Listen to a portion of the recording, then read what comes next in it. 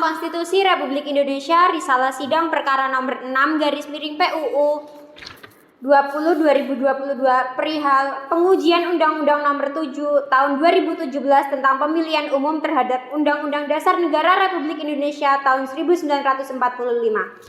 Pemohon 1. Windy Caroline, 2. Fahira Idris, dan 3. Edwin Pratama Putra. Acara pemeriksaan pendahuluan Senin 17 Januari 2002 pukul 13.34 sampai 14.26 WIB, Ruang Sidang Gedung Mahkamah Konstitusi RI, Jalan Medan Merdeka Barat Nomor 6, Jakarta Pusat. Susunan persidangan 1. Wulandari Dwi Puspita SHMH sebagai Ketua, Mario Akbar sebagai anggota, Blasius Yohanes sebagai anggota, Emiral Danoni sebagai anggota, dan Rati Jemarut sebagai anggota. Pihak yang hadir yaitu 1. Pemohon adalah Windy Caroline, Fahira Idris, dan Edwin Pratama Putra. Kuasa hukum pemohon yaitu Robiatul Adawiyah dan Clara Nanda. Sebelum persidangan dimulai, saya selaku panitera akan membacakan tata tertib. Tata tertib persidangan Mahkamah Konstitusi. 1. Dilarang membuat kegaduhan, baik di dalam maupun di luar gedung persidangan. 2. Duduk rapi dan sopan selama persidangan. 3. Dilarang makan dan minum di ruang sidang. 4. Dilarang merokok baik di ruang sidang maupun di dalam gedung sidang. 5. Wajib mematikan telepon genggam selama berada di ruang sidang. 6. Dilarang membawa anak-anak di bawah umur 12 tahun kecuali majelis hakim menghendaki anak tersebut menghadiri ruang sidang. 8. Membuang sampah pada tempatnya. 9. Dilarang menempelkan pengumuman atau brosur dalam bentuk apapun tanpa adanya izin tertulis dari ketua pengadilan. Kemudian, para pengunjung yang datang di ruang sidang untuk melihat jalannya sidang tetapi bukanlah merupakan saksi atau terlibat dalam sidang tersebut diharapkan untuk mematuhi berbagai ketentuan sebagai berikut. 1. Wajib menghormati institusi pengadilan seperti yang telah disebutkan di atas. 2. Wajib menaati semua tata tertib yang telah disebutkan di atas. 3. Dilarang berbicara dengan pengunjung lain selama sidang berlangsung. 4. Dilarang berbicara, memberikan dukungan, atau mengajukan keberatan atas keterangan yang diberikan oleh saksi selama persidangan. 5. Dilarang memberikan saran, komentar, atau tanggapan terhadap sesuatu yang terjadi selama persidangan tanpa izin majelis hakim. 5. Dilarang berbicara keras di luar sidang yang dapat menyebabkan suara masuk ke ruang sidang atau mengganggu jalannya persidangan. 6. Dilarang keluar masuk ruang persidangan untuk alasan-alasan yang tidak perlu karena akan mengganggu jalannya persidangan. 6. Pengunjung yang ingin masuk atau keluar ruang sidang harus meminta izin kepada majelis hakim. 7. Untuk melakukan rekaman baik kamera, tape recorder, maupun voice recorder, dimohon untuk meminta izin terlebih dahulu kepada majelis hakim. 9. Terdapat beberapa tambahan tata tertib yang harus diikuti selama persidangan, yaitu para pihak diharapkan hadir 15 menit sebelum waktu persidangan dimulai. Kemudian, para pihak diwajibkan untuk melaporkan kehadiran kepada panitia pengganti. Sekian tata tertib yang telah saya bacakan. Hakim dipersilakan untuk memasuki ruangan persidangan dan hadirin dimohon untuk berdiri.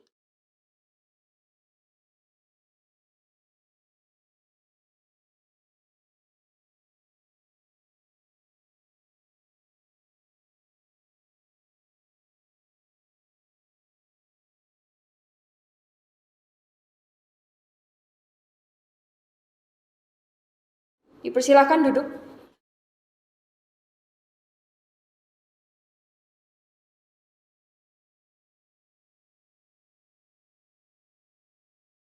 Sebelum persidangan dimulai, marilah kita berdoa menurut agama dan kepercayaan masing-masing. Berdoa mulai.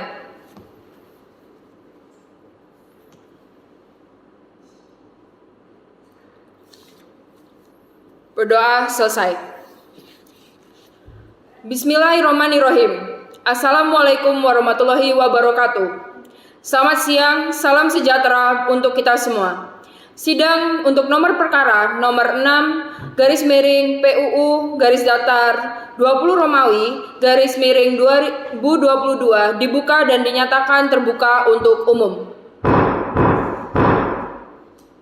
Tadi sudah diabsen sesuai dengan laporan panitera. Sehingga kita langsung saja memberi kesempatan kepada pemohon untuk menyampaikan pokok-pokok permohonan. Tidak perlu dibaca secara keseluruhan karena kami juga sudah membacanya secara seksama. Silakan pemohon untuk menyampaikan permohonannya. Baik, terima kasih Yang Mulia.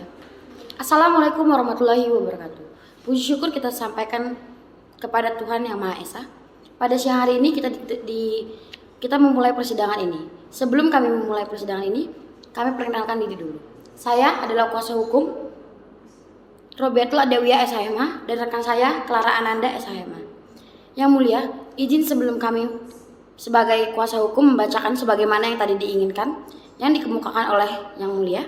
Mohon untuk diberikan waktu kepada prinsipal untuk menyampaikan pokok-pokok open statement mereka.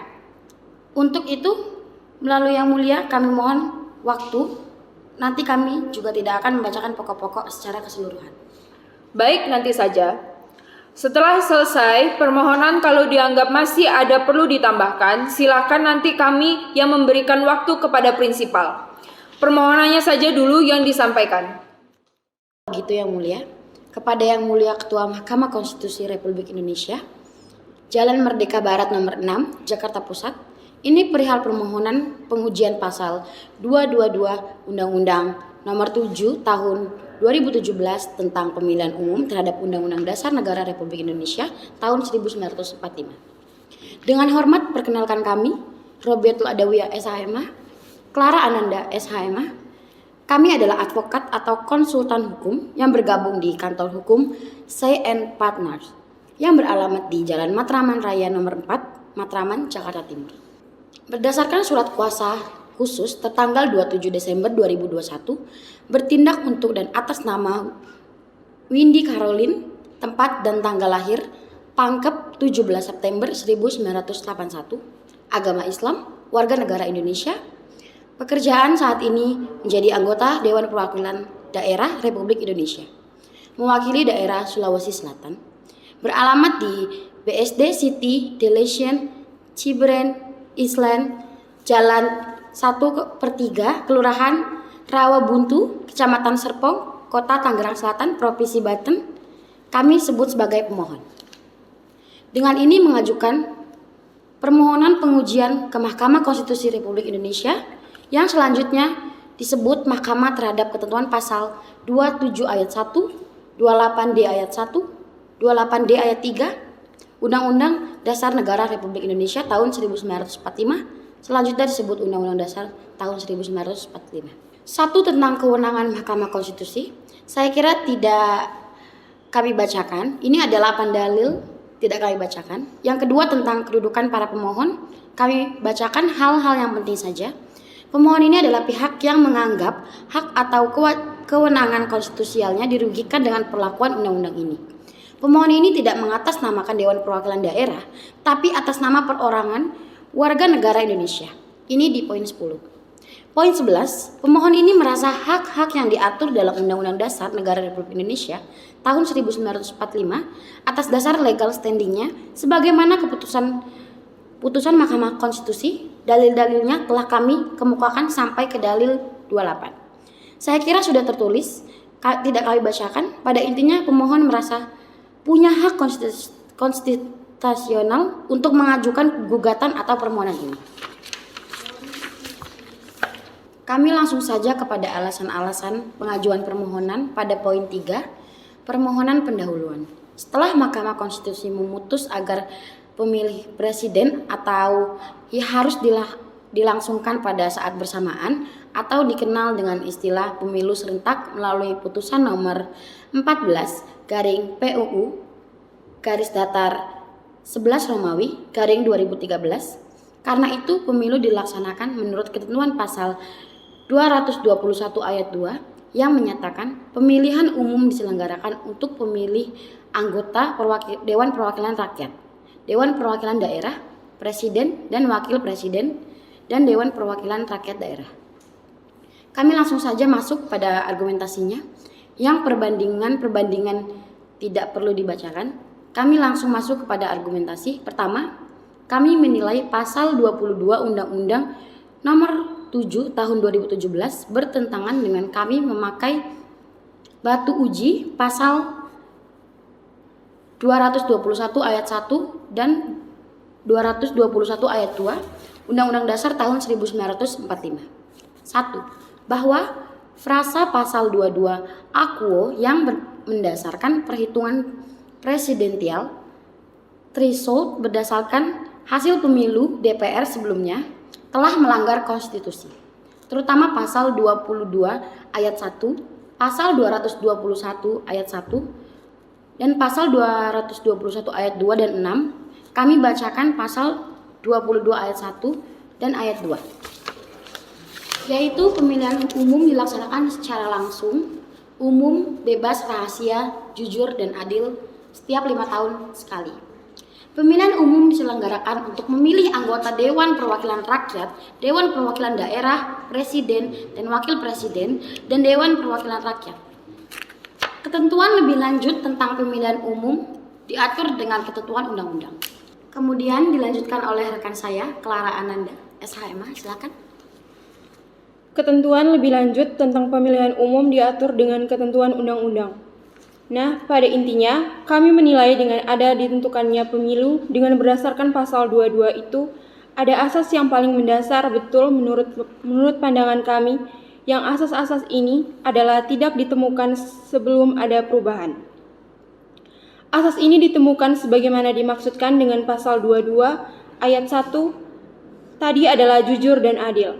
Dan oleh karenanya, maka pemilihan umum itu harus berdasarkan asas yang paling fundamental, yaitu jujur dan adil.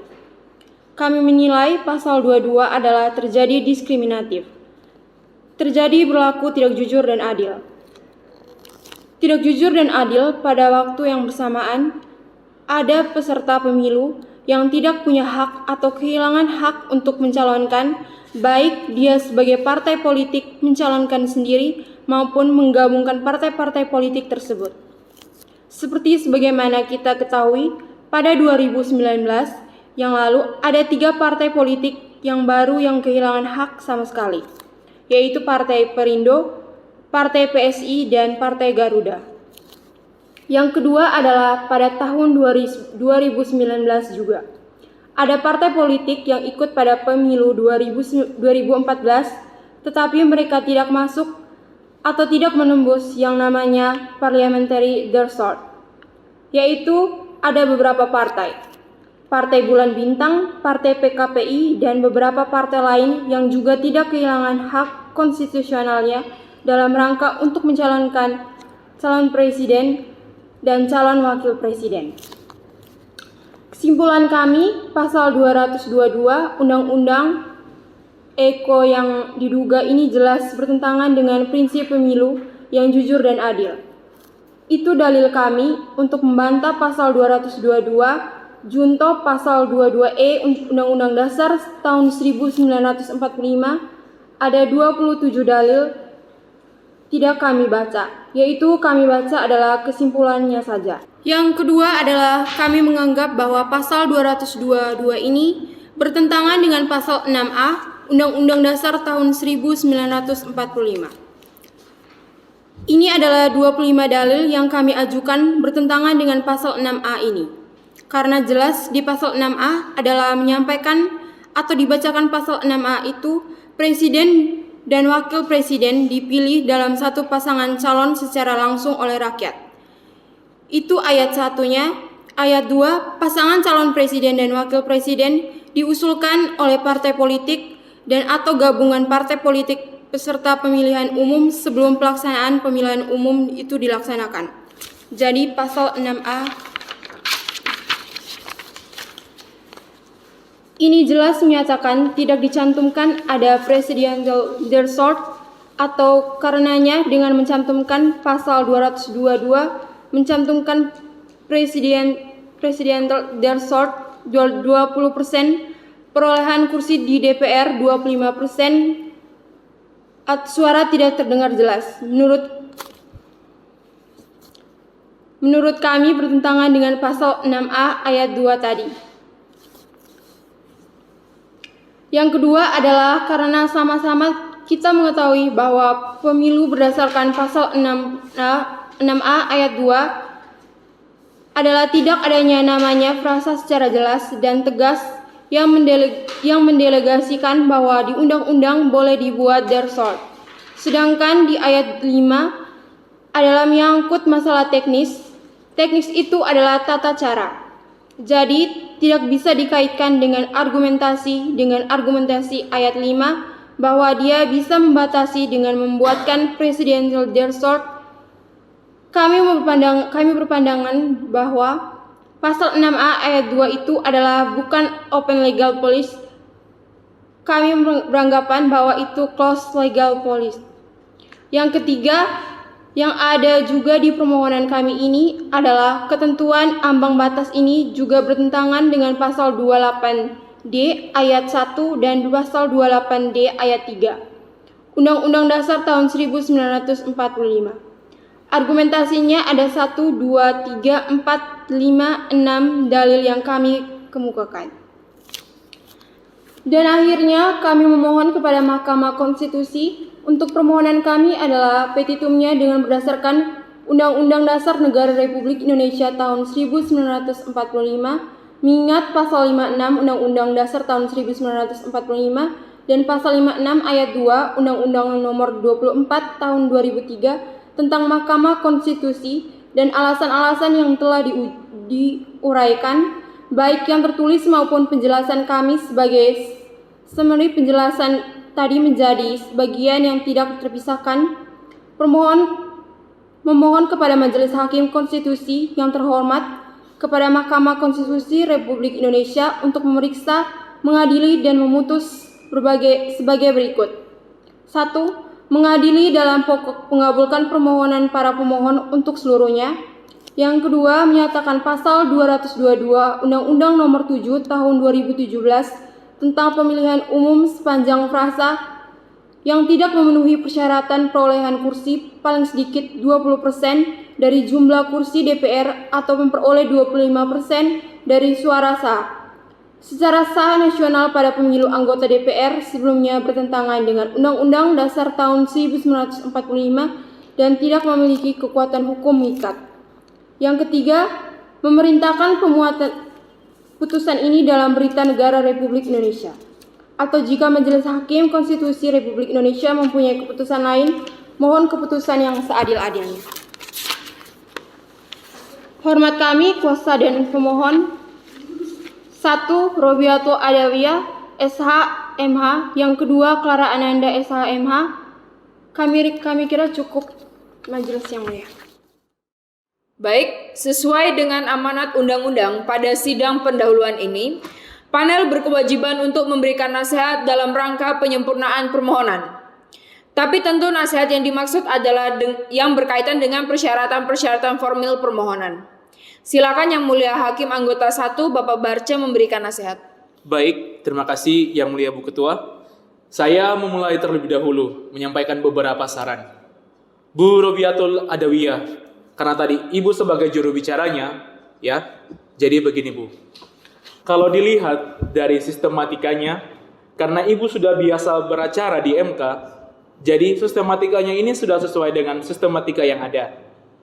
Jadi kewenangan, kemudian legal standing, posita dan petitum, ya, dari sisi sistematika. Hanya mungkin yang perlu kemudian diperbaiki yang pertama, secara formil, ini memang ada beberapa hal yang belum sesuai di sini. Ini mungkin karena Ibu sudah lama juga tidak beracara. Ini tampaknya PMK-nya sudah diganti ya Bu, pakai PMK yang baru ya Bu, Ibu Robiatul Adawiyah ya. Siap Yang Mulia. Nah, berdasarkan PMK nomor 6 tahun 2005 sudah diganti dengan PMK nomor 2 tahun 2021. Nanti silakan Ibu lihat PMK-nya sendiri. Sistematikanya sebenarnya sudah sesuai, hanya PMK-nya saja yang perlu dicocokkan lagi dengan PMK nomor 2 tahun 2021 di situ. Kemudian yang berikutnya, kewenangan mahkamah ini dibuat singkat saja dari Undang-Undang Dasar tahun 1945. Kemudian turun ke Undang-Undang Kekuasaan Kehakiman. Undang-Undang MK termasuk yang terbaru. Kemudian ditambahkan boleh undang-undang tentang pembentukan peraturan perundang-undangan untuk menguatkan tentang kewenangan MK-nya. Jadi, tidak perlu ditambahkan lagi yang terkait dengan apa namanya, langsung saja to the point mengenai dasar hukum menyangkut kewenangan mahkamah. Itu nanti kemudian bagian akhirnya di angka 8 terkait dengan kewenangan mahkamah tersebut langsung disimpulkan bahwa mahkamah berwenang untuk mengadili, memeriksa, mengadili, dan memutuskan permohonan terkait dengan pengujian pasal 222. Hanya sebutkan pasal 22 itu isinya apa. Ini saya bolak-balik kalau bisa saya lihat Undang-Undang Dasar tahun 1945, Undang-Undang Dasar tahun 1945, tetapi lebih enak kan kalau bacanya runtut. Sebutkan langsung pasal 22 itu bunyinya apa. Kemudian dasar uji atau batu ujinya pasal berapa dari Undang-Undang Dasar tahun 1945. Langsung muncul di situ sehingga ditutup dan kesimpulan mahkamah berwenang tadi. Kemudian terkait dengan kedudukan hukum pemohon, ini yang perlu dikuatkan lagi ya. Ibu Robiatul Adawiyah juga sudah memahami bahwa terkait dengan permohonan perkara pasal 222, ini pasal 222 ini sudah cukup banyak yang melakukan permohonannya dan sudah berkali-kali diputuskan oleh Mahkamah Konstitusi. Nah, sekarang ini sebagaimana kemudian konstruksi yang bisa dibangun oleh kuasa pemohon dan prinsipal terkait dengan uraian legal standing. Ibu Robiatul perlu lihat lagi putusan terakhir, putusan nomor 74, khusus terkait dengan legal standing di situ. Silakan nanti bangun argumentasi siapa yang bisa meyakinkan mahkamah, walaupun ada di setting. Tetapi kan yang dilihat putusan mayoritas di situ ya. Jadi di situ dilihat apa yang meyakinkan mahkamah mengenai uraian legal standing, yang bisa dikatakan bahwa pemohon ini memiliki legal standing. Karena di sini hanya mengatakan bahwa permohonan adalah pembayaran pajak. Kalau taxpayer itu sekarang juga sudah ada putusan-putusan MK. Kenapa? Karena taxpayer itu kaitannya dengan undang-undang soal keuangan. Soal keuangan saja, termasuk perpajakan ada di situ. Kalau kan undang-undang terkait bidang politik, ya sehingga memang tidak perlu kemudian penegasan sebagai pembayaran pajak. Tetapi yang paling penting adalah apa uraian yang bisa menjelaskan bahwa pemohon ini sebagai pemilih yang kebetulan di dalam kaitan ini sudah diputuskan oleh mahkamah juga. Silakan Ibu bangun argumentasi lain yang kira-kira bisa meyakinkan mahkamah untuk bergeser dari pendirian awal begitu. Nah, ini yang penting ya. Di sini memang disebutkan ini berkaitan dengan hak untuk memilih. Itu yang penting untuk ditambahkan. Kalau di sini kan tidak ada uraian yang lebih detail lagi soal hal terkait dengan perbedaannya dengan pasal yang berada dalam putusan 74. Ibu, jadi yang terpenting sekali lagi, Ibu bisa menambahkan itu, memperkuat argumentasi berkenan dengan hal itu, ya, menyangkut putusan mahkamahnya sendiri. Kemudian yang berikutnya, kalau sudah baru diuraikan satu persatu mengenai syarat kerugian konstitusional, ini syarat kerugian konstitusionalnya belum nampak. Nah, dari mulai angka 12 itu huruf A, B, C, D, E-nya itu diuraikan. Memang belum kelihatan apa namanya, menukik sekali ya, untuk bisa menunjukkan bahwa kemudian pemohon 1, 2, 3 ini memang kemudian dia punya kerugian konstitusional seperti itu. Nah, ini yang perlu ditambahkan, saya kira begitu. Kemudian yang berikutnya terkait dengan posita, karena tadi saya sampaikan bahwa sudah cukup banyak apa namanya putusan mahkamah soal ini. Ya, dan sekarang pun memang ada beberapa permohonan juga yang berkenaan dengan pasal 222 ini. Oleh karena itu, karena sudah cukup banyak, jadi sebetulnya yang jadi hal yang pokok sekali dari kuasa pemohon termasuk prinsipal adalah bagaimana bisa membangun sebuah argumentasi yang kira-kira argumentasi itu bisa enggak kemudian menggeser pandangan mahkamah. Seperti itu. Berkenan dengan memang pasal 222 ini, dia adalah sesuatu yang menurut pandangan kuasa atau pemohon ini adalah inkonstitusional. Seperti itu. Itu yang perlu dibangun sebetulnya, ya. Silakan saudara mau menambahkan dengan doktrin-doktrinnya atau dengan melihat negara-negara lain sebagai rujukan, silakan. Tetapi apa kemudian korelasinya untuk bisa membangun adanya problem konstitusionalitas norma di situ?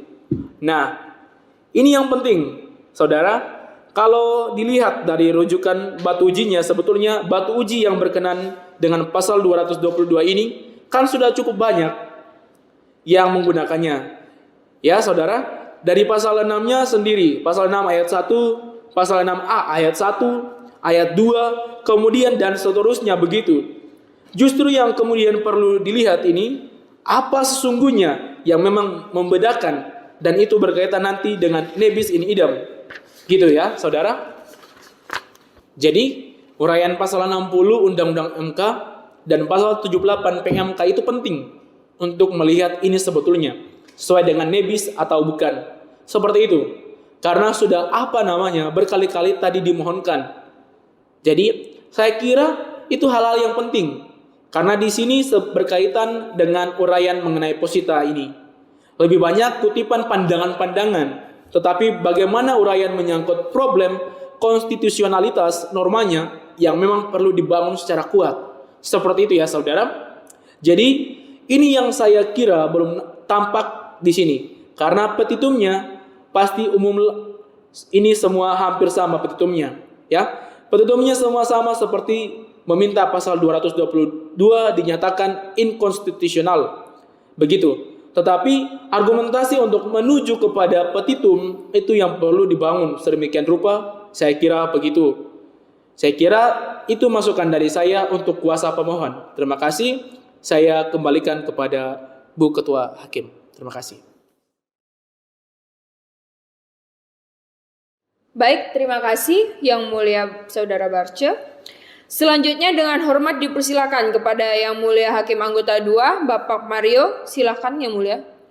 Baik, terima kasih Yang Mulia Bu Ketua Ulan. Demikian juga pada Pak Barce. Ini sebagai anggota panel 1, saya akan menambahkan sedikit juga apa yang telah dikemukakan oleh Bapak Barce. Tadi saya mau menegaskan lagi ya, memang PMK kita sudah berubah. Ibu Robiatul, ya, PMK kita itu memang perubahannya baru di tahun 2021. PMK nomor 2 tahun 2021 sebagai pengganti PMK nomor 6 tahun 2005. Itu jadi yang selanjutnya nanti di halaman-halaman berikutnya harus mengacu pada PMK nomor 2 tahun 2021 itu. Dan kemudian juga mengenai poin 12 di halaman 6 ini juga sudah ada di PMK ya. Sudah ada di pasal 4 ayat 2 PMK nomor 2 tahun 2021 itu. Enggak A, B, C, D, E itu untuk memperlihatkan bagaimana kerugian konstitusional yang dialami oleh si pemohon, sehingga kita yakin dengan berdasarkan A, B, C, D, E itu pemohonnya mempunyai kedudukan hukum atau legal standing untuk mengajukan permohonan ini.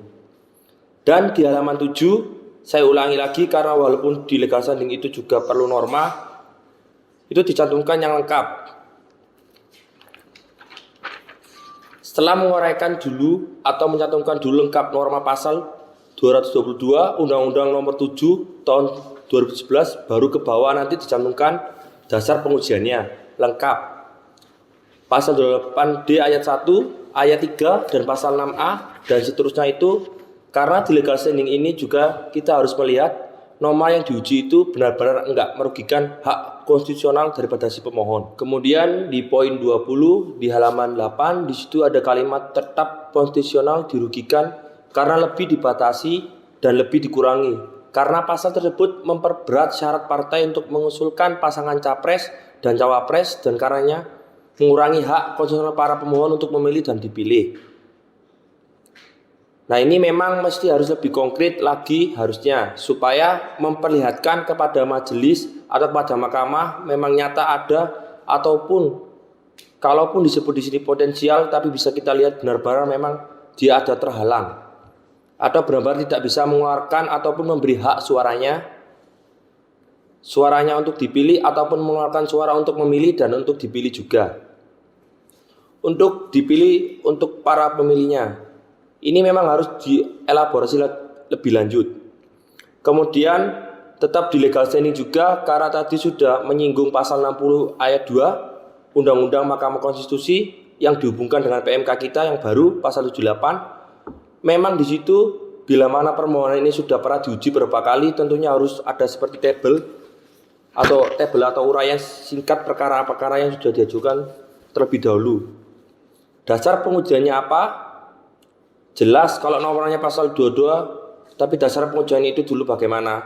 Terus putusannya bagaimana? Nah, kira-kira pertimbangan bagaimana supaya dari tabel itu nanti bisa kelihatan apakah pemohon ini lebih indem atau tidak. Nanti dari sana jelas. Kalau nanti kita mempedomani pasal 60 dan pasal 78 PMK itu nanti di sana lihat apakah berbeda enggak alasan konstitusionalitas yang dipermasalahkan permohonan ini dengan permohonan sebelumnya.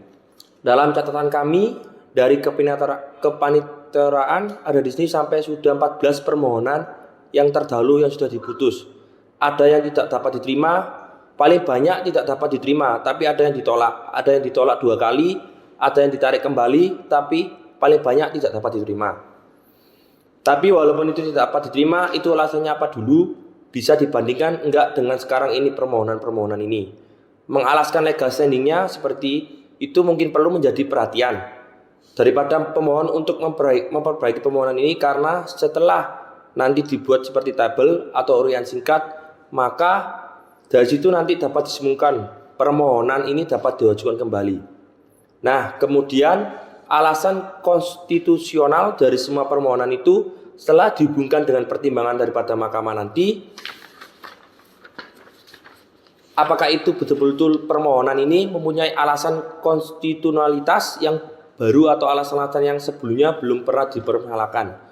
Bisa saja norma pasal 222, tapi alasan itu pasti berbeda dan juga bisa berbeda.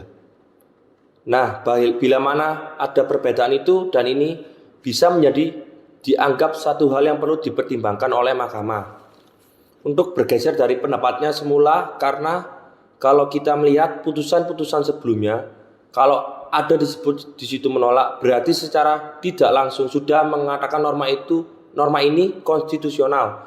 Kalau itu ditolak misalnya, tapi kalau sekarang ini dalam permohonan ini ada alasan yang baru dan itu harus dipertimbangkan oleh majelis, bisa saja mungkin ada perubahan dalam pendirian daripada mahkamah, itu mungkin sampai dengan legal standing. Tapi sudah menyangkut juga kepada posita atau alasan-alasan permohonan. Namun di sini ada pendahuluan yang dicantumkan di halaman 14. Ini apa? Halaman 13. Barangkali ini yang sekedar menguraikan yang hal-hal yang terjadi di dalam dan di luar negara kita atau di negara lain. Mungkin sekedar, tapi tidak perlu sampai panjang begini, namanya pendahuluan. Karena PMK kita sudah mengatur alasan-alasan konstitusional itu tidak perlu ada pendahuluan. Namun ini barangkali nanti bisa dipersingkat alasan uraian mengenai pendahuluan ini. Kemudian saya langsung ke petitum. Karena tadinya memang norma yang diuji itu pasal 222. Namun saya mau melihat dari petitum yang diajukan oleh pemohon, di sini sepanjang frasa yang memenuhi persyaratan, perolehan kursi dan seterusnya, apakah ini sudah seluruh isi norma pasal 222 atau memang saudara hanya mempermasalahkan frasa yang tercantum ini. Nah, sehingga apakah fungsi daripada kata atau frasa itu atau yang dimaksud adalah seluruh pasal itu yang dianggap tidak mempunyai kekuatan hukum mengikat karena bertentangan dengan Undang-Undang Dasar tahun 1945. Ini perlu ketegasan pernah fungsi kata frasa ini. Sepertinya kalau saya melihat isi normanya, ini keseluruhan daripada isi pasal 22 itu. Tapi kalaupun masih ada kata lain, ya itu norma pasal 22 itu yang dianggap pemohon itu tetap namanya eksis. Nah, itu beda lagi, coba diperhatikan oleh pemohon nanti dibandingkan dengan norma pasal 222 itu. Barangkali itu saja yang mau saya sampaikan. Saya kembalikan kepada Yang Mulia Bu Ketua Panel. Terima kasih Yang Mulia. Saudara pemohon, dua panel sudah menyampaikan masukan-masukan dalam rangka penyempurnaan permohonan saudara. Saya hanya ingin menekankan kembali pada bagian legal standing. Saya yakin saudara sudah membaca putusan nomor 74 garis miring PUU garis datar 18 Romawi garis miring 2020. Dalam putusan MK nomor 74 garis miring PUU garis datar 18 Romawi garis miring 2020 itu sudah jelas bahwa untuk pemohon pasal 222 atau presidensial threshold yang punya legal standing adalah partai politik. Tetapi tadi Yang Mulia Bapak Barce dan Yang Mulia Bapak Mario sudah menyampaikan bahwa tidak berarti bahwa Mahkamah tidak bisa bergeser dari putusan itu. Mahkamah bisa saja melakukan koreksi terhadap putusannya kalau Mahkamah yakin bahwa memang ada dasar-dasar yang kuat yang bisa menjadi dasar untuk bergeser berkaitan dengan soal legal standing tadi. Oleh sebab itu, saran saya mungkin bisa dielaborasi kembali soal legal standing ini sehingga Mahkamah yakin bahwa dalam hal kaitannya dengan pasal 22 mestinya perseorangan pun bisa diberikan legal standing. Nah, sesuai sama yang sudah disampaikan oleh Bapak Mario, ada 14 putusan yang berkaitan dengan presidensial threshold. Itu kalau bisa diuraikan sehingga saudara bisa menegaskan nanti bahwa permohonan kami ini tidak nebis in idem dengan permohonan-permohonan sebelumnya. Terutama permohonan yang sudah mempunyai putusan, karena Mahkamah juga sudah meregistrasi kurang lebih 8 permohonan berkaitan dengan ini.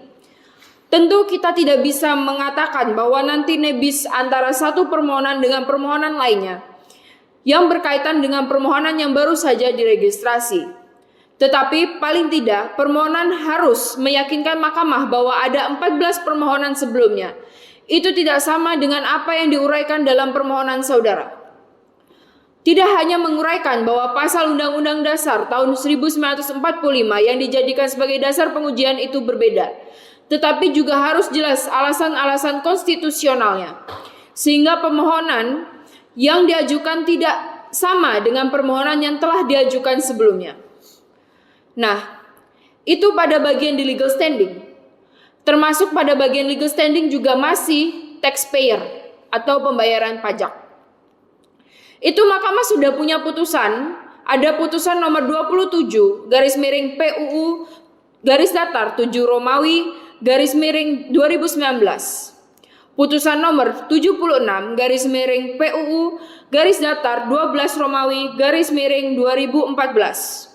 Putusan nomor 10 garis miring PUU garis datar 17 garis miring 2019 dan putusan nomor 12 garis miring PUU garis datar 18 garis miring 2020. Ini berkaitan dengan pandangan Mahkamah soal pemberian legal standing yang dikaitkan dengan taxpayer. Kalau bisa nanti coba didalami kembali 4 putusan itu atau putusan-putusan lainnya. Karena tidak hanya 4 putusan yang berkaitan dengan taxpayer. Ada beberapa putusan yang saya sebut tadi bisa dilihat bagaimana pandangan Mahkamah terhadap perolehan legal standing dengan detail taxpayer itu. Nah, tadi saya sudah sampaikan bahwa ada pemeriksaan pendahuluan ini, tentu kami tidak masuk ke pokok perkara. Kami hanya melihat persoalan-persoalan yang sifatnya formil dalam rangka penyempurnaan, terutama tentu legal standing.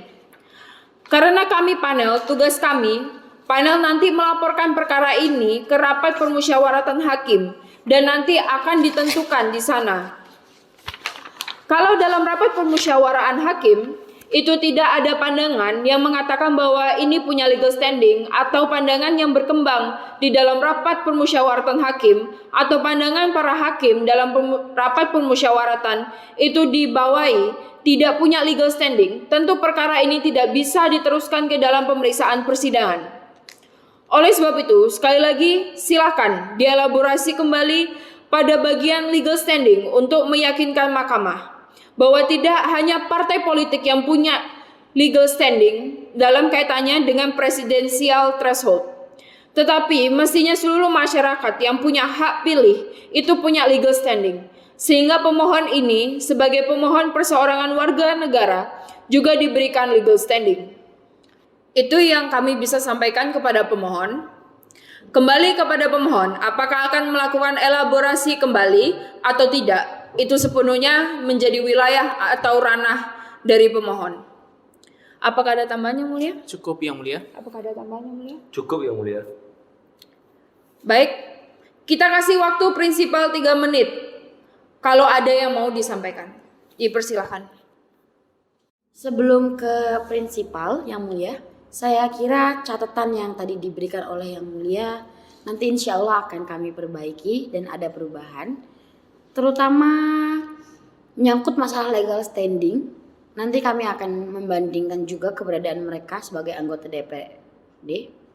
Yang kedua tadi setelah prinsipal ada permohonan kami lagi selain dari permohonan yang ada di permohonan kami. Silakan melalui yang mulia untuk para pemohon atau prinsipal untuk mengajukan pikiran dan gagasan-gagasan. Terima kasih yang mulia. Yang terhormat Majelis Hakim, terima kasih Yang Mulia Profesor Dr. Wulandari Dwi Puspita. Saya terus terang, saya berbahagia pada hari ini. Apalagi setelah mendengar tadi dari Yang Mulia. Ya, saya merasa bahwa ada harapan. Karena Yang Mulia terakhir tadi mengintroduksir bahwa terkait dengan legal standing ini masih ada ini juga yang menjadi harapan bagi kami bahwa dalam konstitusi itu termuat keinginan sebuah bangsa tentang aspirasi. Masa lalu yang harus diperbaiki, serta rasa sakit atas darah yang tidak boleh terulang. Di dalam konstitusi adalah jiwa sebuah bangsa. Saya berkeliling ke seluruh Indonesia sebagai anggota DPD. Baik bertemu langsung dengan konstituen maupun dalam diskusi di debat-debat publik, dan salah satu yang sangat mengemuka adalah tentang masalah presidensial threshold. Ya, jadi apalagi ada fakta empiris yang menunjukkan bahwa dulu MK pernah membatalkan pasal 214 Undang-Undang Nomor 10 Tahun 2018 tentang pemilu terkait mekanisme caleg terpilih 30% DPP menjadi mekanisme berdasarkan suara terbanyak. Nah, saya kira ini ketika itu masyarakat bertanya, karena itu tidak dinyatakan oleh polis. Jadi, betul-betul saat itu juga diputuskan oleh Mahkamah Konstitusi. Nah, kami ini yang dulu ikut pembahasan pada tahun 2017, meskipun kami walk out bersama fraksi kami, terus melanjutkan perjuangan ini. Karena ternyata setelah menyaksikan di tengah-tengah masyarakat, keinginan untuk menghapus presidensial threshold ini cukup tinggi. Nah, baik itu dalam diskusi-diskusi seperti yang kami lakukan di Laboratorium Konstitusi dan Hukum Tata Negara Universitas Surabaya yang menghadirkan berbagai fakultas hukum dari berbagai perguruan tinggi dalam panel 3 yang juga dihadiri oleh pakar-pakar hukum tata negara dan pakar-pakar ilmu pemerintahan. Itu memutuskan bahwa ambang batas pencalonan presiden ini harus dihapuskan. Dalam Asosiasi Profesor Indonesia juga kami ikut bersama-sama dengan banyak profesor. Salah satu yang diundang, Profesor Aswanto. Tapi mungkin waktu itu karena kesibukan atau hal pertimbangan lain tidak hadir.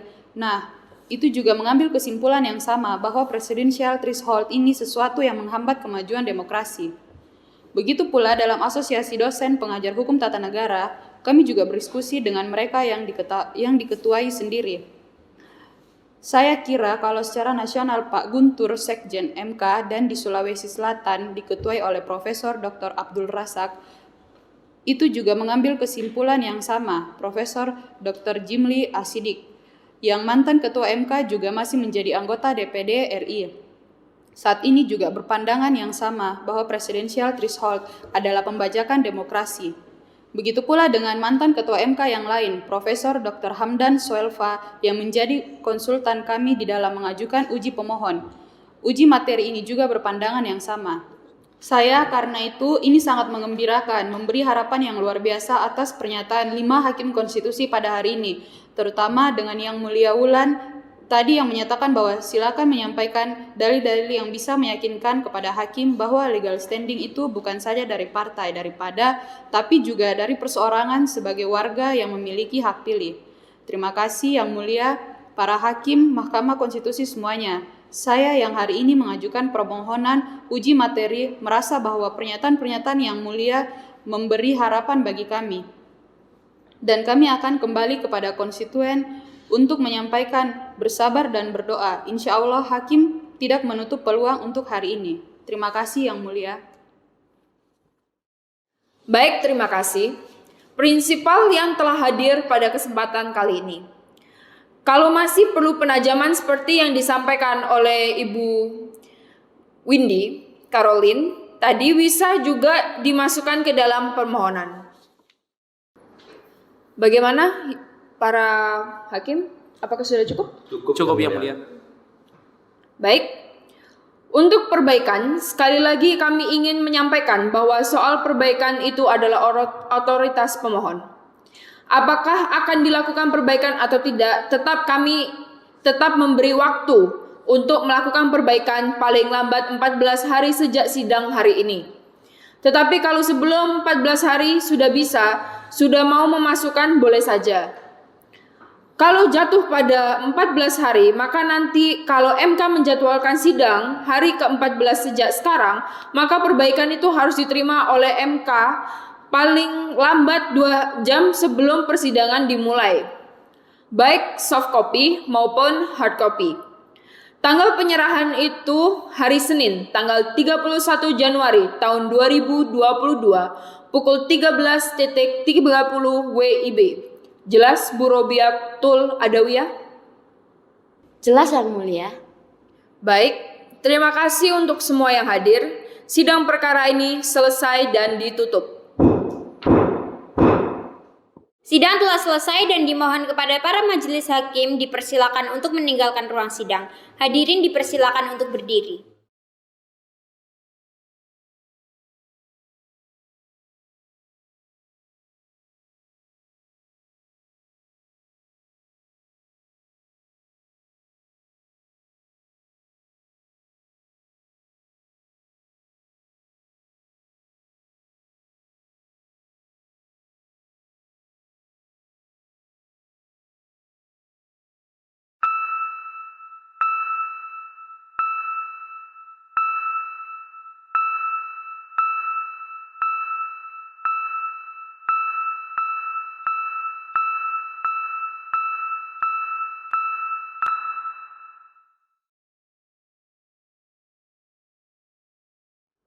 Risalah sidang perkara nomor 6 garis miring PUU garis lurus 20 garis miring 2022.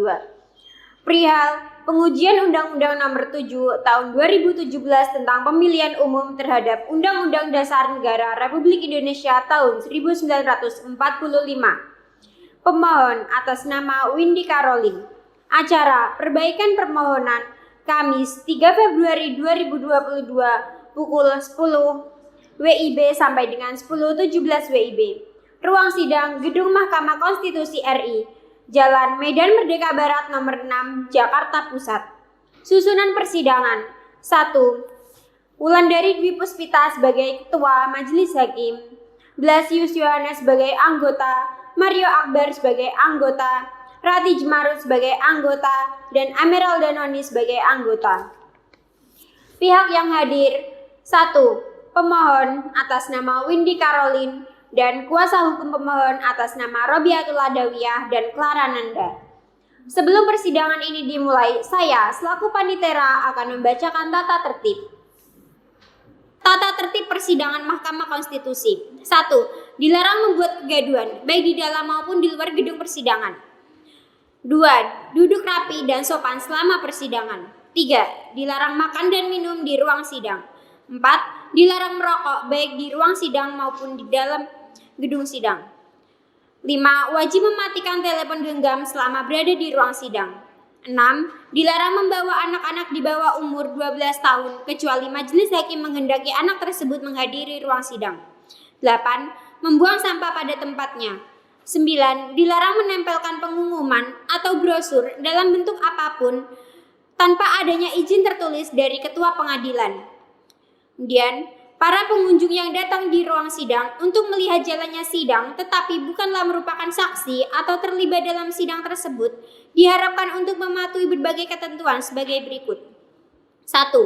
Wajib menghormati institusi pengadilan seperti yang telah disebutkan di atas. 2. Wajib menaati semua tata tertib yang telah disebutkan di atas. 3. Dilarang berbicara dengan pengunjung lain selama sidang berlangsung. 4. Dilarang berbicara, memberikan dukungan, atau mengajukan keberatan atas keterangan yang diberikan oleh saksi selama persidangan. 5.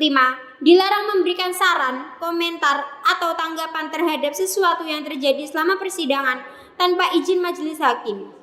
5. Dilarang berbicara keras di luar sidang yang dapat menyebabkan suara masuk ke ruang sidang atau mengganggu jalannya persidangan. 6. Dilarang keluar masuk ruang persidangan untuk alasan-alasan yang tidak perlu karena akan mengganggu jalannya persidangan. 6. Pengunjung yang ingin masuk atau keluar ruang sidang harus meminta izin kepada majelis hakim. 7. Untuk melakukan rekaman baik kamera, tape recorder, maupun voice recorder, dimohon untuk meminta izin terlebih dahulu kepada majelis hakim. 9. Terdapat beberapa tambahan tata tertib yang harus diikuti selama persidangan, yaitu para pihak diharapkan hadir 15 menit sebelum waktu persidangan dimulai.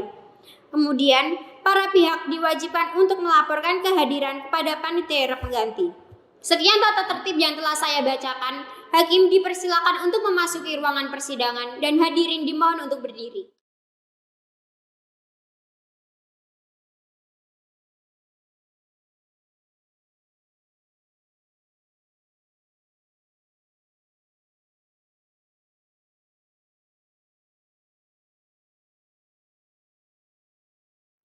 Baik, silakan duduk.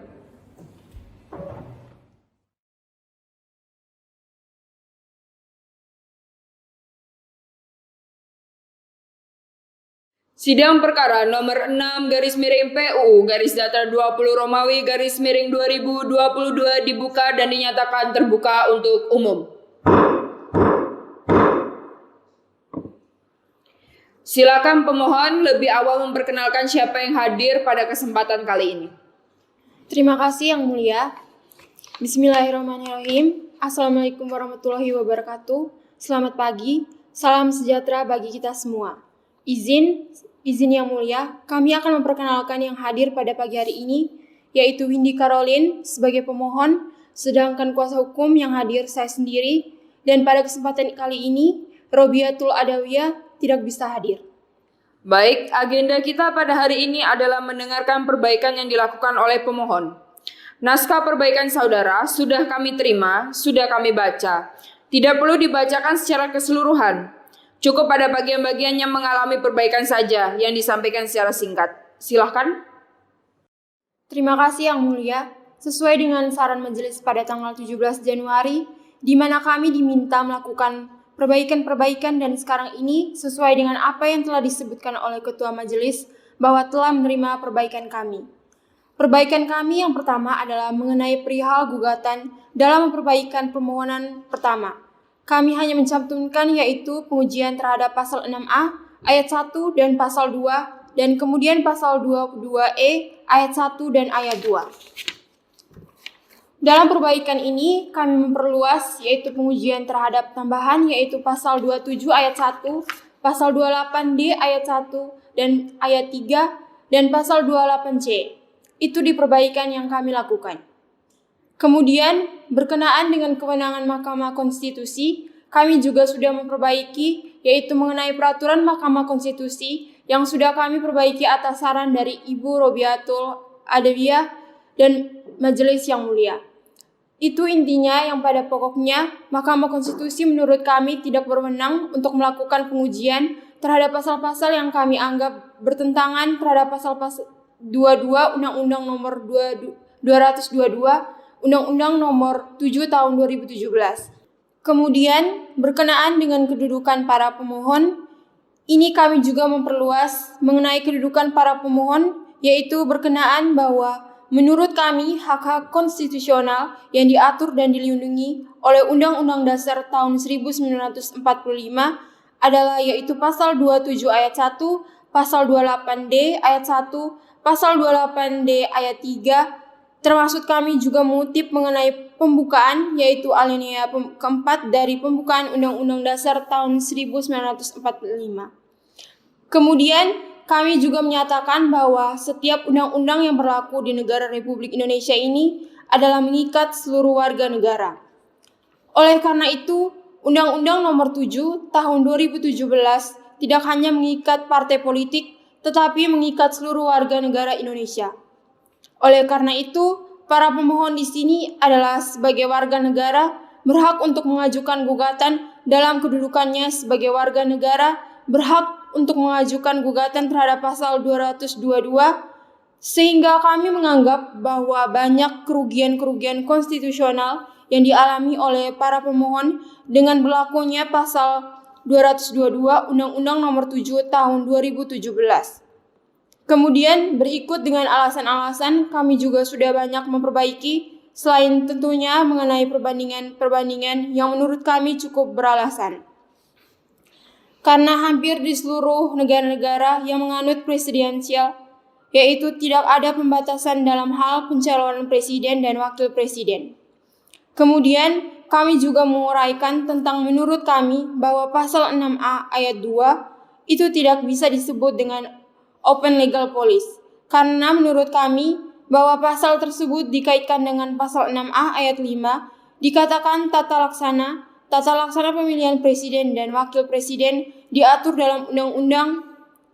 Menurut kami, tata laksana ini adalah bersifat teknis sehingga tidak bisa untuk pasal 6A ayat 2 itu diubah. Dengan adanya pembatasan 20% untuk mencalonkan menjadi presiden dan wakil presiden, kami kira itu intinya ketua majelis dari apa yang kami perbaiki, sehingga menurut kami alasan-alasan yang kami ajukan ini cukup berbeda dari alasan-alasan sebelumnya. Terima kasih. Assalamualaikum warahmatullahi wabarakatuh. Baik, selanjutnya silahkan disampaikan petitumnya. Baik Yang Mulia, sebelum menyampaikan petitum, ada beberapa bagian yang tidak terpisahkan dalam rangka untuk melihat kontekstual open legal policy. Kami juga melihat beberapa macam putusan mahkamah menyangkut masalah open legal policy ini telah dibatalkan oleh mahkamah. Sebagaimana yang lalu telah disampaikan oleh Prinsipal Bu Windy Caroline, yaitu keterpilihan anggota DPR, yang pada waktu itu keterpilihan berdasarkan nomor urut, berarti dengan gugatan perkara nomor 55 pada tahun 2009 itu, maka tidak melakukan nomor urut, ada yang memperlakukan keterpilihan dengan suara terbanyak. Yang kedua adalah kedudukan anggota DPR atau DPD apabila ingin maju pilkada, maka sebelumnya hanya tidak berhenti, tapi dengan keputusan Mahkamah Konstitusi, maka mewajibkan anggota DPR dan anggota DPD yang maju ke pilkada, maka dia wajib berhenti jadi anggota DPR atau DPD. Yang ketiga adalah putusan Mahkamah Konstitusi juga adalah kepala daerah yang ingin running berikutnya, yaitu masih incumbent, juga Mahkamah Konstitusi membatalkan yang pada waktu itu harus 6 bulan sebelumnya mereka harus mundur. Tapi Mahkamah Konstitusi memutuskan cukup dengan cuti. Berikutnya juga adalah KTP. Mahkamah Konstitusi juga ada untuk menjadi syarat orang untuk memilih yang selama ini terdaftar di daftar pemilih tetap. Tapi dengan keputusan Mahkamah Konstitusi cukup mengajukan KTP.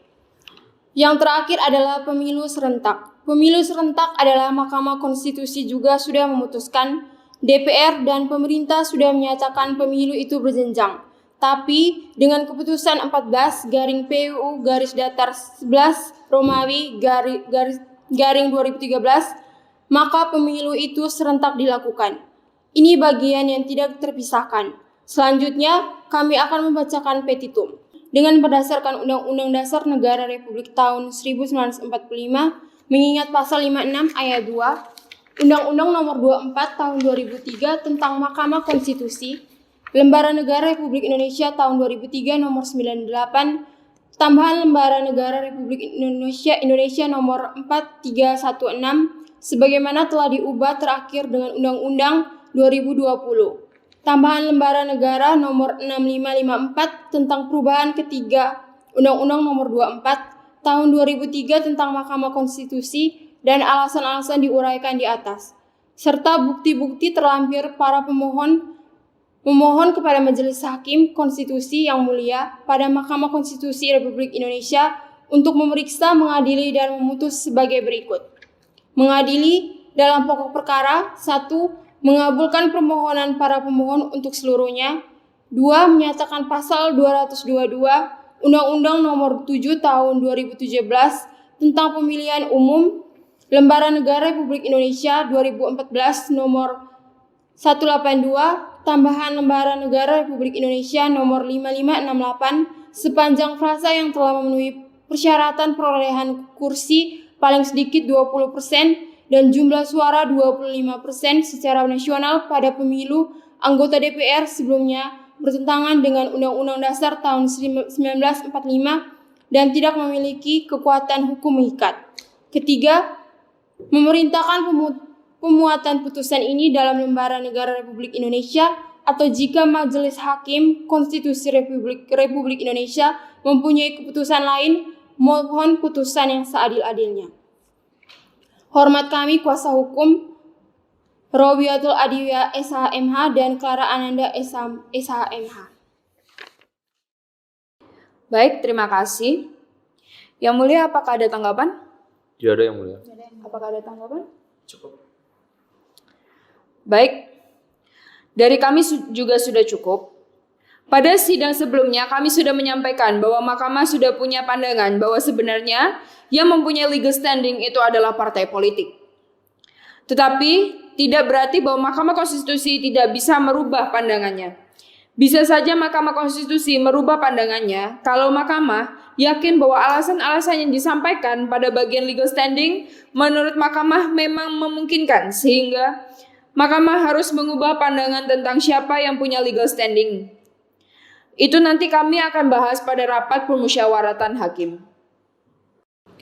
Baik, sebelum kita akhiri sidang hari ini, pemohon memasukkan bukti P_1 sampai dengan P_5. Apakah betul? Betul yang mulia. Baik, sudah diverifikasi dan lengkap. Selanjutnya untuk perkara ini, kami akan segera laporkan kepada rapat permusyawaratan hakim. Apapun yang menjadi keputusan rapat permusyawaratan hakim, panitera atau bagian kepanitraan akan menyampaikan kepada saudara. Sehingga untuk sidang-sidang selanjutnya atau sidang berikutnya, tinggal menunggu pemberitahuan dari kepanitraan. Terima kasih untuk semua, terima kasih untuk para kuasa hukum dan prinsipal yang hadir. Sidang ini selesai dan ditutup.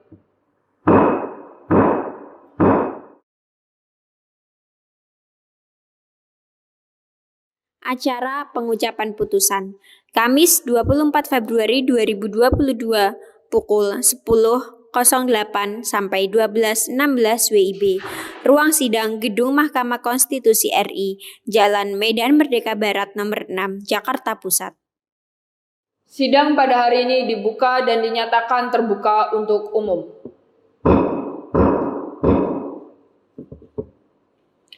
Assalamualaikum warahmatullahi wabarakatuh. Selamat pagi, salam sejahtera untuk kita semua. Pada pagi hari ini ada satu perkara yang akan diucapkan putusannya. Untuk mempersingkat waktu, perlu disampaikan bahwa para pihak hadir, termasuk kuasa dari para pihak, dan kita mulai dengan pengucapan putusan nomor 6/PU _20 Romawi _2022. Putusan nomor 6/PUU _20 Romawi _2022. Demi keadilan berdasarkan ketuhanan Yang Maha Esa, Mahkamah Konstitusi Republik Indonesia yang mengadili perkara konstitusi pada tingkat pertama dan terakhir, menjatuhkan putusan dalam perkara pengujian Undang-Undang nomor 7 tahun 2017 tentang pemilihan umum terhadap Undang-Undang Dasar Negara Republik Indonesia tahun 1945 yang diajukan oleh nama Windy Caroline, jabatan anggota Dewan Perwakilan Daerah Republik Indonesia, alamat di BSD City Generations Caribbean Island J, 1/3 Kelurahan Rawabuntu, Kecamatan Serpong, Tangerang Selatan, Banten. Dalam hal ini, berdasarkan surat kuasa khusus bertanggal 27 Desember 2021, memberi kuasa kepada Robiatul Adawiyah, SHMH, dan Clara Ananda, SHMH. Kesemuanya adalah advokat dari kantor hukum Say and Partners Law Firm yang beralamat di Jalan Mataram Raya nomor 64, Mataram, Jakarta Timur, baik bersama-sama maupun sendiri-sendiri bertindak untuk dan atas nama pemberi kuasa. Kedudukan perkara dianggap telah dibacakan. Selanjutnya pertimbangan hukum. Kewenangan mahkamah dianggap telah dibacakan. Kedudukan hukum pemohon. Menimbang bahwa berdasarkan pasal 51 ayat 1 Undang-Undang Mahkamah Konstitusi beserta penjelasannya yang dapat mengajukan permohonan pengujian undang-undang terhadap Undang-Undang Dasar 1945 adalah mereka yang menganggap hak dan atau kewenangan konstitusionalnya yang diberi oleh Undang-Undang Dasar 1945 dirugikan oleh berlakunya suatu undang-undang, yaitu a. Perorangan warga negara Indonesia, termasuk kelompok orang yang mempunyai kepentingan yang sama. B. Kesatuan masyarakat hukum adat sepanjang masih hidup dan sesuai dengan perkembangan masyarakat dan prinsip negara kesatuan Republik Indonesia yang diatur dalam undang-undang. C. Badan hukum publik atau privat. Dan D. Lembaga negara. Dengan demikian, pemohon dalam pengujian undang-undang terhadap Undang-Undang Dasar 1945 harus menjelaskan terlebih dahulu a. Kedudukan sebagai pemohon sebagaimana dimaksud dalam pasal 51 ayat 1 Undang-Undang Mahkamah Konstitusi. Dan yang B, ada tidaknya kerugian hak dan atau kewenangan konstitusional yang diberikan oleh Undang-Undang Dasar 1945 yang diakibatkan oleh berlakunya undang-undang yang dimohonkan pengujian dalam kedudukan sebagaimana dimaksud pada huruf A. Menimbang bahwa berdasarkan uraian ketentuan pasal 51 ayat 1 Undang-Undang Mahkamah Konstitusi dan syarat-syarat kerugian hak dan atau kewenangan konstitusional sebagaimana diuraikan dalam paragraf 3.3 dan paragraf 3.4. Selanjutnya, Mahkamah akan mempertimbangkan mengenai kedudukan hukum para pemohon sebagai berikut. 1. Bahwa norma undang-undang yang dimohonkan pengujian oleh para pemohon dalam permohonan aku adalah norma pasal 222 Undang-Undang Nomor 7 Tahun 2017 yang menyatakan sebagai berikut. Pasal 222 Undang-Undang Nomor 7 Tahun 2017, pasangan calon diusulkan oleh partai politik atau gabungan partai politik peserta pemilu yang memenuhi persyaratan perolehan kursi paling sedikit 20% dan jumlah kursi DPR memperoleh 25% dari suara sah secara nasional dan pemilu anggota DPR sebelumnya. Kedua, bahwa para pemohon mendalilkan memiliki hak konstitusional sebagaimana diatur oleh pasal 1 ayat 2, pasal 1 ayat 3, pasal 6 ayat 2, pasal 6 ayat 2, pasal 6 ayat 5, pasal 22E ayat 1, pasal 22E ayat 2, pasal 27 ayat 1, pasal 28D ayat 1, pasal 28D ayat 3, pasal 28J ayat 1, dan pasal 28J ayat 2 Undang-Undang Dasar 1945. 3. Bahwa para pemohon mendalilkan sebagaimana persorangan warga negara Indonesia dan dibuktikan dengan kepemilikan kartu tanda penduduk. Bukti P/3 sampai dengan bukti P/5 yang memiliki hak untuk dipilih dan memilih dalam pemilihan umum, serta mendapatkan sebanyak mungkin pilihan pimpinan yang akan menyelenggarakan pemerintahan.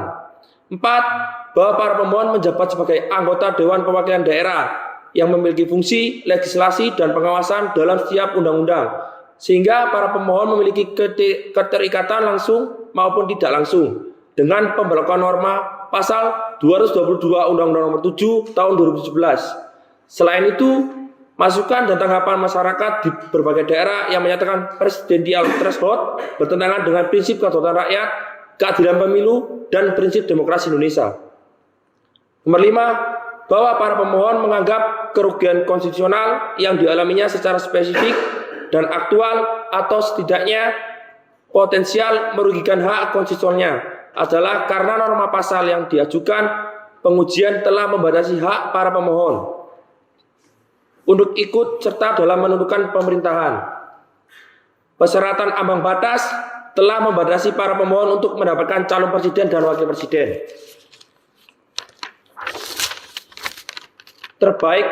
Presiden terbaik yang dimiliki oleh bangsa Indonesia membatasi lahirnya calon-calon pemimpin dan membatasi hak memilih dan dipilih dalam pemilihan umum sebagaimana terjadi pada pemilu tahun 2014 dan pemilu tahun 2019 yang hanya terdapat 2 pasangan calon presiden dan wakil presiden. 6. Bahwa menurut para pemohon pasal 222 Undang-Undang Nomor 7 Tahun 2011 bukanlah hanya mengikat bagi partai politik ataupun gabungan partai politik saja, tetapi berlaku dan mengikat bagi seluruh rakyat Indonesia, baik sendiri-sendiri maupun secara bersama-sama. Oleh karena itu, para pemohon seharusnya memiliki kedudukan hukum. Ketujuh, bahwa menurut para pemohon, permohonan para pemohon tidak nebis indem karena alasan permohonan yang diajukan berbeda dengan permohonan yang telah diputus oleh mahkamah, yaitu bahwa nomor pasal 222 Undang-Undang Nomor 7 Tahun 2011 bertentangan dengan prinsip kedaulatan rakyat dan membatasi hak konstitusional yang warga negara dalam memilih calon presiden dan wakil presiden, sehingga berpotensi melahirkan pemilihan presiden dan wakil presiden menurut kehendak partai politik, bukan kehendak kedaulatan rakyat.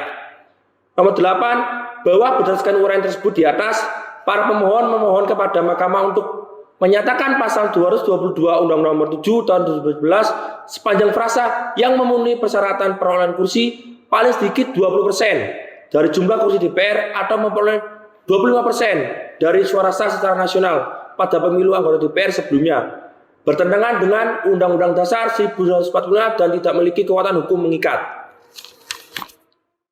Menimbang bahwa setelah memeriksa secara saksama uraian para pemohon dalam menguraikan kedudukan hukumnya, sebagaimana diuraikan pada paragraf di atas, selanjutnya Mahkamah akan mempertimbangkan sebagai berikut. Bahwa norma yang diajukan para pemohon berkenaan dengan ketentuan ambang batas pencalonan presiden dan wakil presiden. Dalam mengajukan permohonan pengujian ketentuan tersebut, para pemohon berkedudukan sebagai perseorangan warga negara Indonesia dan menjabat sebagai anggota Dewan Perwakilan Daerah atau DPD, namun tidak mewakili lembaga DPD. Para pemohon mendalilkan memiliki hak konstitusional untuk memilih, untuk ikut serta dalam menentukan pemerintahan dan mendapatkan banyak alternatif calon presiden dan wakil presiden, serta untuk memperoleh jaminan, perlindungan, dan kepastian hukum yang adil serta perlakuan yang sama di hadapan hukum dan pemerintahan sebagaimana dijamin dalam pasal 28 ayat 1 dan ayat 3 Undang-Undang Dasar 1945. Bahwa berkaitan dengan kedudukan hukum perseorangan warga negara dalam mengajukan permohonan pengujian ketentuan ambang batas pencalonan presiden inkasu pasal 222 Undang-Undang 7 Tahun 2017. Mahkamah telah mempertimbangkan dalam putusan Mahkamah Konstitusi nomor 66/PUU 19/2021 tertanggal 24 Februari 2022 yang telah diucapkan sebelumnya, antara lain menyatakan, jelaslah bahwa Mahkamah pernah memberikan kedudukan hukum terhadap perseorangan warga negara yang memiliki hak memilih untuk menguji norma berkenaan dengan ketentuan ambang batas pencalonan presiden. Namun, oleh karena terdapat perbedaan mekanisme dan sistem yang digunakan dalam penentuan ambang batas pencalonan presiden pada pemilu tahun 2014 dengan pemilu tahun 2019 dan pemilu berikutnya pada tahun 2024, sehingga terjadi pergeseran sebagaimana yang dipertimbangkan pada putusan Mahkamah Konstitusi nomor 74/PUU 18/2020, bahwa pihak yang memiliki kedudukan hukum untuk mengajukan permohonan berkenaan dengan persyaratan ambang batas untuk mengusulkan calon presiden dan wakil presiden inkasu. Pasal 222 Undang-Undang Nomor 7 Tahun 2017 adalah partai politik atau gabungan partai politik peserta pemilu. Bahwa partai politik atau gabungan partai politik peserta pemilu memiliki kerugian hak konstitusional untuk mengajukan permohonan pengujian pasal 222 Undang-Undang Nomor 7 Tahun 2017 sejalan dengan amanat konstitusi, yaitu pasal 6A ayat 2 Undang-Undang 1945 yang menentukan pengusulan pasangan calon presiden dan wakil presiden ditentukan oleh partai politik atau gabungan partai politik, bukan oleh perseorangan.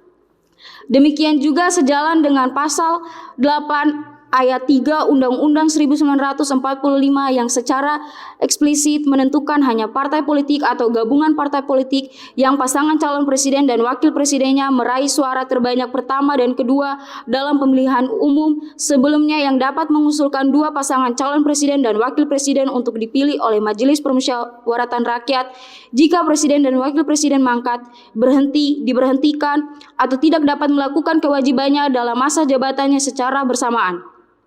Ketentuan konstitusi tersebut semakin menegaskan Mahkamah bahwa pihak yang memiliki kedudukan hukum untuk mengajukan permohonan pengujian konstitusional pada 222 Undang-Undang Nomor 7 Tahun 2017 adalah partai politik atau gabungan partai politik peserta pemilu, bukan perseorangan warga negara yang memiliki hak untuk memilih. Adapun perseorangan warga negara yang memiliki hak untuk dipilih dapat dianggap memiliki kerugian hak konstitusional sepanjang dapat membuktikan didukung oleh partai politik atau gabungan partai politik peserta pemilu untuk mencalonkan diri atau dicalonkan sebagai pasangan calon presiden dan wakil presiden atau menyertakan partai politik pendukung untuk secara bersama-sama mengajukan permohonan. Penilaian kerugian hak konstitusional yang demikian menurut Mahkamah tetaplah sejalan dengan pasal 6A ayat 2 dan pasal 8A ayat 3 Undang-Undang Dasar 1945.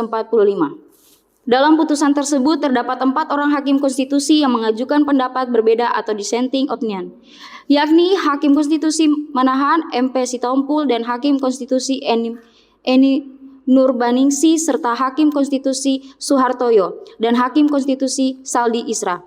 Dalam pendapat berbeda tersebut yang selengkapnya termuat dalam putusan Mahkamah Konstitusi nomor 66/PUU 19/2021. Hakim Konstitusi Manahan MP Sitompul dan Hakim Konstitusi Eni Nurbaningsi berpendapat meskipun pemohon perseorangan memiliki kedudukan hukum untuk mengajukan permohonan mengenai ketentuan ambang batas pencalonan pasangan presiden dan wakil presiden.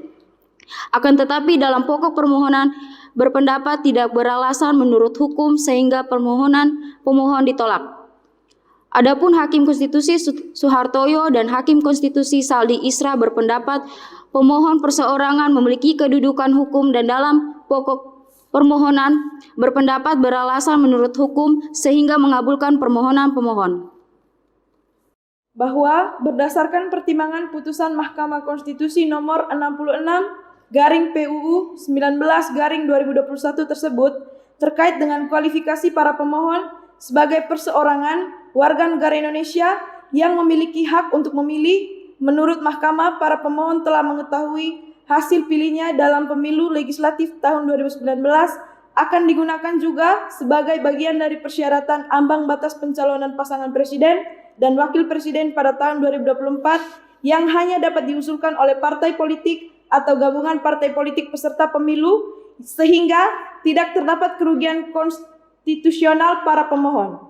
Persoalan jumlah pasangan calon presiden dan wakil presiden yang akan berkontestasi dalam pemilihan presiden dan wakil presiden tidak berkorelasi dengan norma pasal 222 Undang-Undang Nomor 7 Tahun 2017 karena norma aku tidak membatasi jumlah pasangan calon presiden dan wakil presiden yang berhak mengikuti pemilihan presiden dan wakil presiden. Dengan demikian, selain para pemohon tidak memiliki kerugian konstitusional dengan berlakunya norma pasal 222 Undang-Undang Nomor 7 Tahun 2017, juga tidak terdapat hubungan sebab akibat norma aku dengan hak konstitusional para pemohon sebagai pemilih dalam pemilu. Demikian juga dalam kualifikasi para pemohon sebagai anggota DPD, Mahkamah tidak menemukan adanya kerugian konstitusional para pemohon dan tidak ada hubungan sebab akibat dengan pelaksanaan tugas dan kewenangan para pemohon dalam menyerap aspirasi masyarakat daerah karena pemberlakuan norma pasal 222 Undang-Undang Nomor 7 Tahun 2017 tidak mengurangi kesempatan putra-putri terbaik daerah untuk menjadi calon presiden atau wakil presiden sepanjang memenuhi persyaratan dan diusulkan oleh partai politik atau gabungan partai politik peserta pemilu. Para pemohon juga tidak memenuhi kualifikasi perseorangan warga negara yang memiliki hak untuk dipilih sehingga dapat dianggap memiliki kerugian hak konstitusional dengan berlakunya ketentuan norma pasal 222 Undang-Undang Nomor 7 Tahun 2017 karena tidak terdapat bukti adanya dukungan bagi para pemohon untuk mencalonkan diri atau dicalonkan sebagai pasangan calon presiden dan wakil presiden dari partai politik atau gabungan partai politik peserta pemilu atau setidak-tidaknya menyertakan partai politik pendukung untuk mengajukan permohonan bersama dengan para pemohon. Berdasarkan seluruh uraian pertimbangan hukum di atas, menurut Mahkamah, para pemohon tidak memiliki kedudukan hukum untuk mengajukan permohonan aku. Menimbang bahwa meskipun Mahkamah berwenang mengadili permohonan aku, namun dikarenakan para pemohon tidak memiliki kedudukan hukum untuk mengajukan permohonan aku, Mahkamah tidak mempertimbangkan pokok permohonan. Yang terakhir, konklusi.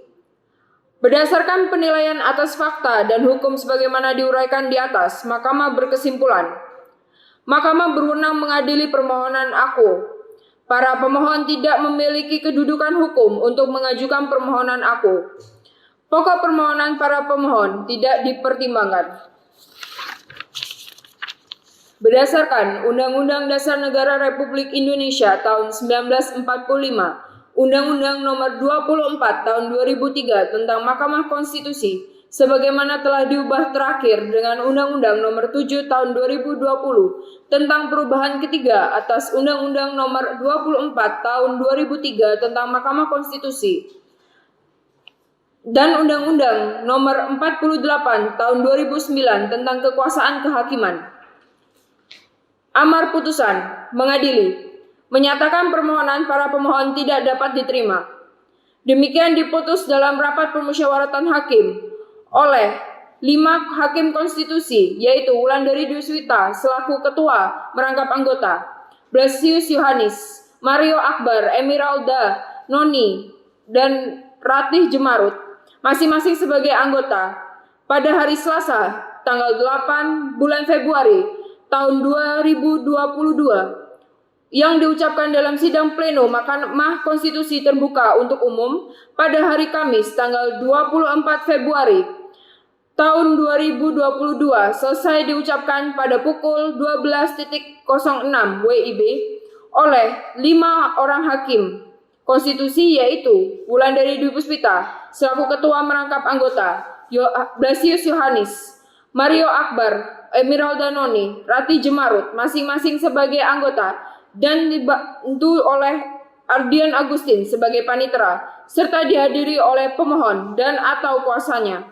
Dewan Perwakilan Rakyat atau yang mewakili, dan Presiden atau yang mewakili. Pengucapan putusan telah selesai. Kemudian untuk salinan putusan akan dikirim melalui email kepada para pihak setelah sidang pengucapan putusan selesai, atau paling tidak 3 hari kerja setelah sidang ini ditutup. Dengan demikian sidang selesai dan ditutup. Persidangan telah selesai, hakim dipersilakan meninggalkan ruangan sidang. Hadirin dimohon berdiri.